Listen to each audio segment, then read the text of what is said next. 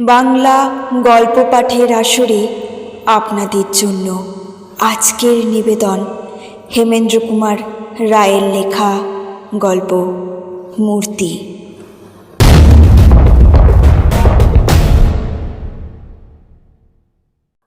পাহাড়ের ছায়াকে আরও কালো করে রাত্রি ঘনিয়ে এলো। আঁকা বাঁকা পথ দিয়ে একদল যাত্রী এগিয়ে চলেছে। গরম পোশাকে সকলের আপাত মস্তক মোড়া, কারণ কনকনে ঠান্ডা বাতাস হু হু করে দীর্ঘশ্বাস ছাড়ছে। একে ঘন কুয়াশা, তার উপরে আবার রাতের অন্ধকার। তবু তারই ভেতর কোনো রকমে চোখ চালিয়ে দূরের সরাইখানার মিটমিটে আলো দেখে পথিকদের ক্লান্ত শীতার্ত মন খুশি হয়ে উঠল। খানিক পরেই সকলে সরাইখানার দরজার সামনে এসে হাজির হলো। যার সরাই সে বেরিয়ে এলো। পথিকদের কথা শুনে বলল, বড়ই মুশকিলের কথা, আমার সরাইয়ের সব ঘরই যে আজ ভর্তি হয়ে গেছে। তবে হ্যাঁ, আপনারা যদি আমার ঢেকিশালায় শুয়ে আজকের রাতটা কাটাতে রাজি হন, তাহলে আমি সে ব্যবস্থা করে দিতে পারি। পথিকেরা পরস্পরের সঙ্গে পরামর্শ করে দেখলে, হ্যাঁ, তাছাড়া আর কোনো উপায় তো নেই। এই রাত্রে, এই শীতে, এই আঁধারে বাইরের জনমানব শূন্য মাঠ বা জঙ্গলের চেয়ে সরাইয়ের ঢেকিশালাও ঢের ভালো। সরাইয়ের কর্তা তাদের সকলকে নিয়ে ঢেকিশালায় গিয়ে ঢুকলো। মস্ত ঘর, একদিকে একখানা বড় পর্দা ঝুলছে। সকলে মিলে খেয়ে দিয়ে হাসি আমোদ করে যে যার লেপ মুড়ি দিয়ে ঘুমিয়ে পড়ল। যাত্রীদের ভেতরে একজন ছিল, তার নাম ওয়াংফো। সঙ্গীতের বিষম নাকডাকুনি ও ধীরে ধীরে ইঁদুরের খুটুপুটি ওয়াংফোর চোখ থেকে আজ ঘুম কেড়ে নিল। নাচার হয়ে শেষটা সে উঠে পড়ল। লণ্ঠন জেলে একখানা বই বার করে পড়াশোনায় আজকের রাতটা সে কাটিয়ে দেবে বলে স্থির করলে। কিন্তু পড়াতেও তার মন বসল না। নিশুতি রাত, বাইরের গাছপালার ভেতরে বাতাসও যেন নিবিড় অন্ধকারে ভয় পেয়ে স্তব্ধ ও স্তম্ভিত হয়ে আছে। অত বড় ঘরে ওয়াংফোর ছোট্ট লণ্ঠনটা টিম টিম করে জ্বলছে। সে যেন তার আলো দিয়ে অন্ধকারকেই আরো ভালো করে দেখতে চায়। ক্রমে ওয়াংফোর গা যেন ছমছম করতে লাগলো। তার মনে হলো ঘরের ওদিককার অন্ধকার যেন কি একটা ভীষণ আকার ধারণ করবার চেষ্টা করছে। অন্ধকার যেন পাক খাচ্ছে, ধরফর করে নড়ছে। হঠাৎ ওয়াংফোর আবার মনে হলো পর্দার পিছনে যেন কাঠের কি একটা মরমর করে ভেঙে গেল। তারপরেই পর্দাখানা একটু দুলে উঠল। তারপরেই আবার সব নিঃসার। এসব কি কাণ্ড! ওয়াংফোর আর বই পড়বার চেষ্টা করলে না। আড়ষ্ট হয়ে পর্দার পানে চেয়ে রইল, খালি চেয়েই রইল। তার চোখে আর পলক পড়ল না।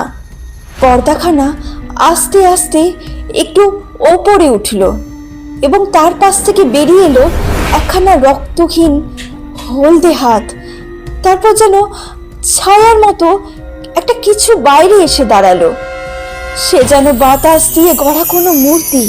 ওয়াংফোর গায়ে তখন কাঁটা দিয়েছে, মাথার চুলগুলো খাড়া হয়ে উঠেছে।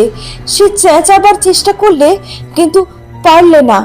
কিন্তু তার হয়ে বাইরে থেকে একটা প্যাঁচা চেঁচা করে চেঁচিয়ে রাত্রের অন্ধকারকে চিরে যেন ফালা ফালা করে দিলে।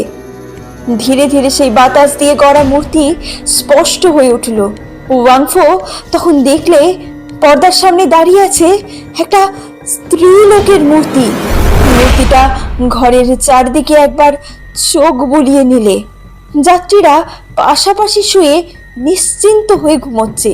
কে যে এখন তাদের ক্ষুধিত দৃষ্টি দিয়ে দেখছে সেটা তারা টেরও পেলে না। মূর্তি পায়ে পায়ে এগিয়ে এলো। তারপর একজন যাত্রীর মুখে কাছে হেঁট হয়ে পড়ে কি যে করলে তা কিছুই বোঝা গেল না। মূর্তি দ্বিতীয় যাত্রীর কাছে এসে দাঁড়ালো।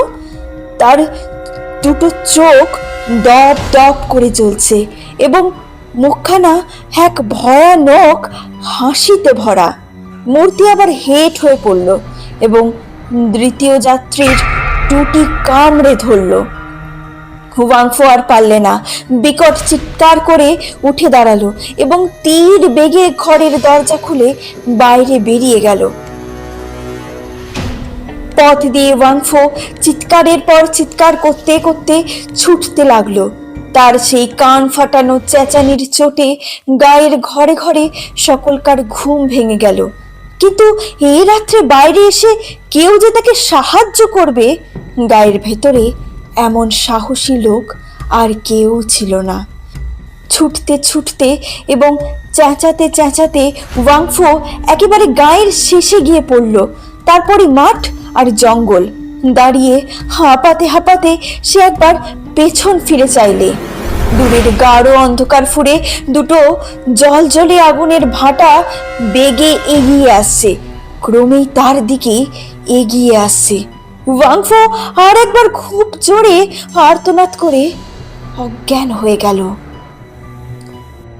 চীন দেশে নিয়ম আছে, কেউ মরলে পরে ভালো দিনক্ষণ না দেখে তার দেহকে কবর দেওয়া হয় না।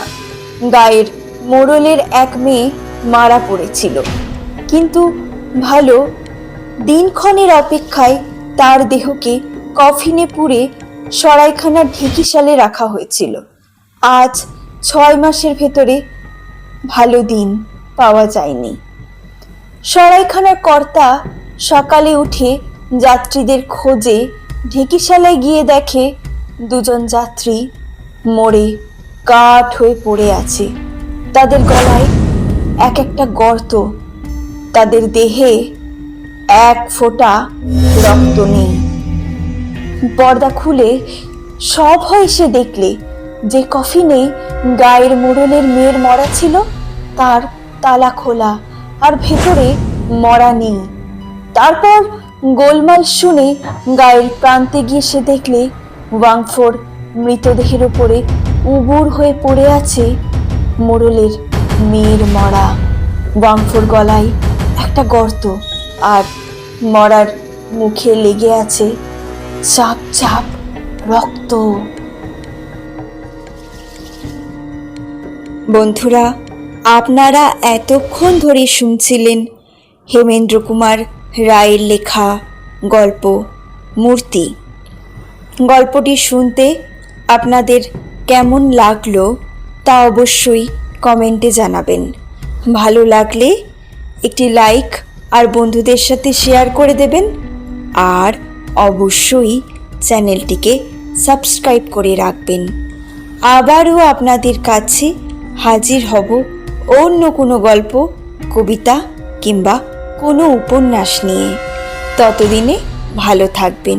Thank you.